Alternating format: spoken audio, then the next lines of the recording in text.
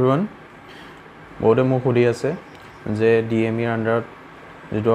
Assam প্যাৰামেডিকেল course আছে তাৰ ইতিমধ্যে কাউন্সেলিং হৈ গৈছে যোৱা মাহতে কাউন্সেলিং হৈ গৈছে আৰু এতিয়ালৈকে এডমিশন নোটিস কিয় অহা নাই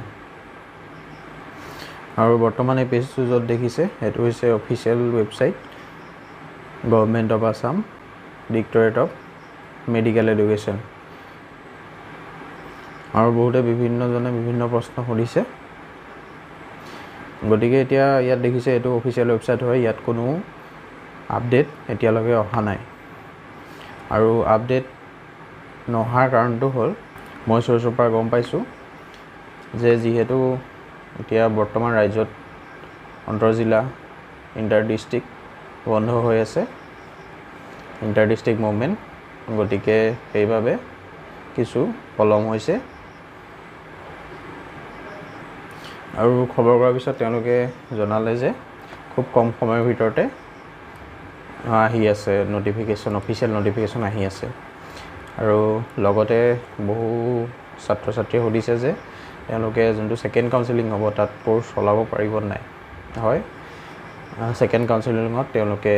কোৰ্সটো চলাব পাৰিব যদি সিট ভেকেন্ট থাকে তেতিয়া তেওঁলোকে যেটো ইচ্ছা কৰে সেই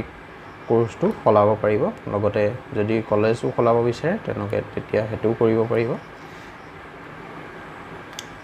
যেহেতু এইবেলি এডমিশন নোটিসে বহু পলম হৈ গৈছে সেইভাবে হয়তো সেকেন্ড কাউন্সেলিং কিছু দেৰি হোৱাৰ সম্ভাৱনা আছে গতিকে চেনেলটো সাবস্ক্ৰাইব কৰি থওক এতিয়া যাতে যিখিনি নোটিফিকেশন আপডেট এডমিশন নোটিস আহি গলে সোনকালে আপডেটবোৰ পাই যায় আৰু বিভিন্ন প্ৰশ্নৰ উত্তৰবোৰ ইয়াত পাই যাব গতিকে চেনেলটো সাবস্ক্ৰাইব কৰি থলে আপোনালোকৰ সুবিধা হ'ব আৰু বিভিন্ন টপিকস প্যাৰামেডিকেল ৰিলেটেড এই চেনেলটো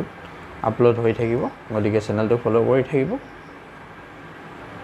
আৰু আজি মানে আছিল এটো এটা ইনফৰমেশন আপডেট ভিডিও হয়